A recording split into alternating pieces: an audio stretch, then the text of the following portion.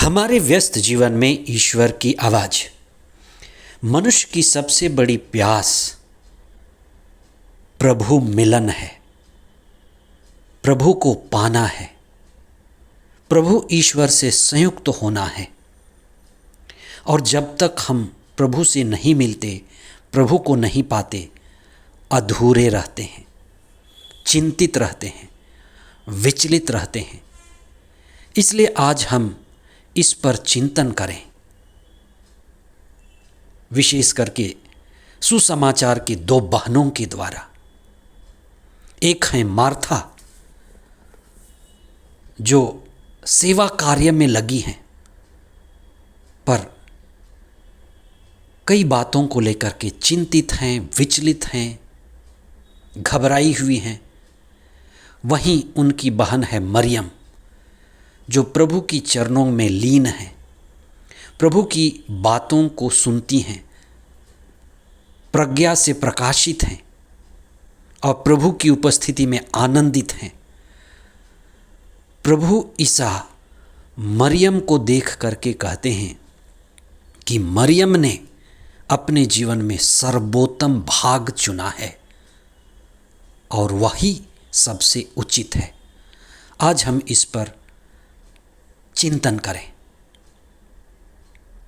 16वां सामान्य रविवार 20 जुलाई, पहला पाठ उत्पत्ति ग्रंथ अध्याय 18 पद संख्याएं 1 से 10 तक। दूसरा पाठ कोलोसियों के नाम संत पौलुस का पत्र अध्याय 1 पद संख्याएं 24 से 28 तक और संत लूकस का सुसमाचार अध्याय 10 पद संख्याएं 38 से 42 तक। जो भी हम फोकस करते हैं जीवन में, हर दिन हर पल, वही हमारे अंदर बढ़ता है। जो भी हम फोकस करते हैं, केंद्रित करते हैं, वही हम बन जाते हैं। जो व्यक्ति संगीत पर फोकस करता है, ध्यान केंद्रित करता है, वह एक दिन संगीतकार बन जाता है। जो व्यक्ति खेल पर अपना ध्यान केंद्रित करता है, उसे समर्पित हो जाता है, वो खिलाड़ी बन जाता है। चित्र पर ध्यान केंद्रित करने वाला चित्रकार बन जाता है। मूर्ति पर ध्यान केंद्रित करने वाला मूर्तिकार बन जाता है। विज्ञान पर ध्यान केंद्रित करने वाला वैज्ञानिक हो जाता है। तो हम किस पर अपना ध्यान केंद्रित कर रहे हैं? अगर हम सही चीज पर, जो ऊंची श्रेष्ठ हैं, उन पर अपना ध्यान केंद्रित करते हैं, तो हमारा जीवन सार्थक बनता है। इसलिए ईश्वर की संगति करना, ईश्वर की संगति में होना मनुष्य की सबसे बड़ी ऊंचाई है। Human being is created to be in union and communion with God. इसलिए मनुष्य जब ईश्वर की संगति करता है, ध्यान के द्वारा, प्रार्थना के द्वारा, शिक्षा के द्वारा, तो वह अपने जीवन के सर्वोत्तम भाग को चुनता है। संत मत्ती के सुसमाचार में ईसा ने कुछ लोगों को देखा जो खाने पीने को लेकर चिंतित थे, कपड़े लत्ते, मकान दुकान को लेकर चिंतित थे, बेचैन थे, दुखी थे।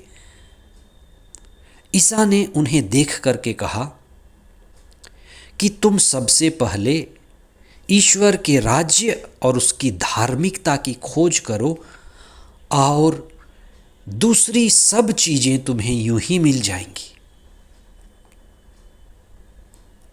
आज के सुसमाचार में, संत लूकस के सुसमाचार के द्वारा, ईसा ने दो बहनों को देखा। एक थी मार्था, दूसरी थी मरियम। और इनका चुनाव, इनकी प्रतिक्रिया के द्वारा ईसा हमें सिखाते हैं। एक तो थी मार्था, जो सेवा कार्य में लगी हुई थी, सही काम कर रही थी। लेकिन प्रभु ने उसे देखा कि मार्था शिकायत कर रही है, मार्था कई बातों को लेकर चिंतित है, जो भी चिंतित है वो बोझिल है, और जो भी चिंतित और बोझिल है वह व्यर्थ की बातों में, चिड़चिड़ाहट में, गुस्से में। इसलिए ईसा ने उसको शिक्षा दी कि मार्था, तुम कई व्यर्थ की बातों में चिंतित हो। मरियम ने, जो ईसा के पास बैठी थी, ईसा पर अपना ध्यान केंद्रित की थी, ईसा की शिक्षा पर, ईसा की आत्मा पर, ईसा की उपस्थिति पर, ईसा से निकलने वाली, प्रवाहित होने वाली शक्ति, सामर्थ्य, प्रज्ञा पर अपना ध्यान केंद्रित की हुई थी और ईसा के जीवन से उत्साहित, आनंदित थी, और वो प्रभु से भरी हुई थी, आत्मा से भरी हुई थी। उसके चेहरे को देखकर, उसके जीवन को देखकर ईसा ने कहा, ये तो नन्हे बच्चों के जैसे, इन्होंने सर्वोत्तम को चुना है। प्रभु को चुनना, आनंद को चुनना, आत्मा को चुनना, जीवन में सर्वोत्तम को चुनना है। आज आप देखें कि क्या आपने प्रभु को चुना है? आपने बहुत शिक्षाएं पाई हैं, क्या आपने प्रभु की शिक्षा पाई है? हम बहुत सारे चीज़ों में, धन संपत्ति, गाड़ी, मकान, दुकान, दुनिया, सब में हम सुख ढूंढ रहे हैं। क्या आपने आनंद पाया है? हम शरीर बनाते हैं, डोला सोला सब बनाते हैं, क्या हमने आत्मा पाई है? ईश्वर की उपस्थिति और सानिध्य पाया है? प्रभु यीशु हमें भी कहेंगे, तुम कई बातों में चिंतित हो।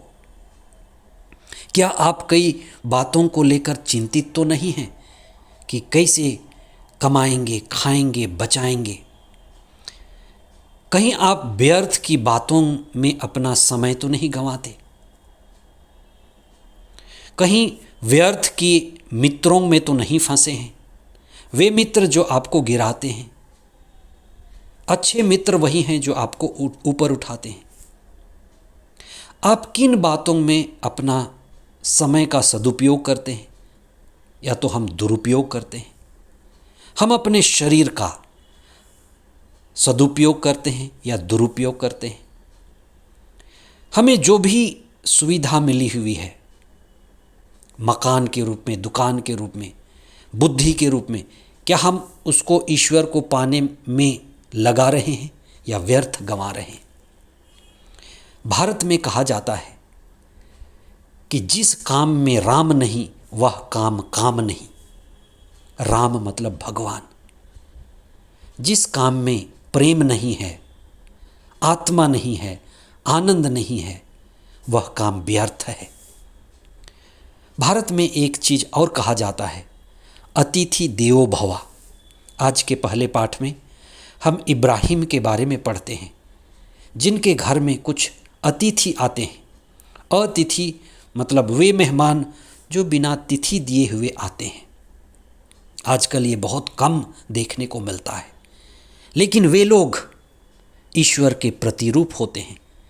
इब्राहिम ऐसे लोगों की सेवा करता है, और उसी के सेवा कार्य के दौरान ईश्वर का उनके जीवन में एक संदेश मिलता है, खुशखबरी मिलती है, आशीष मिलती है।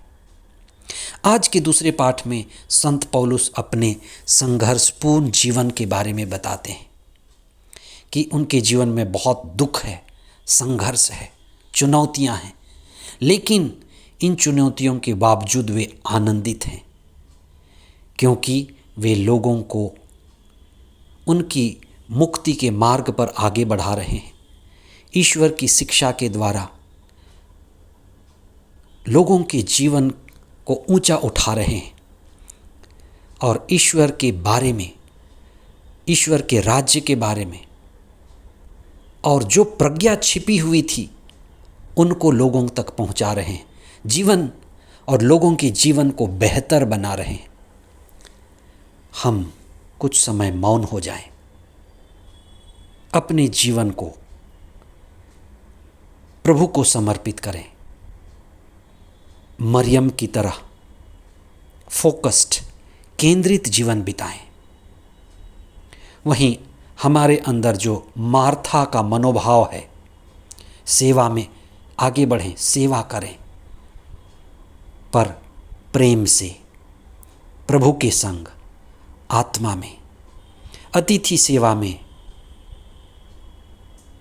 अपने जीवन को समर्पित करें और दुख और तकलीफ़ों के रहते हुए भी प्रभु से जुड़कर अच्छे और ऊंचे कार्यों में लगे रहें। आमीन।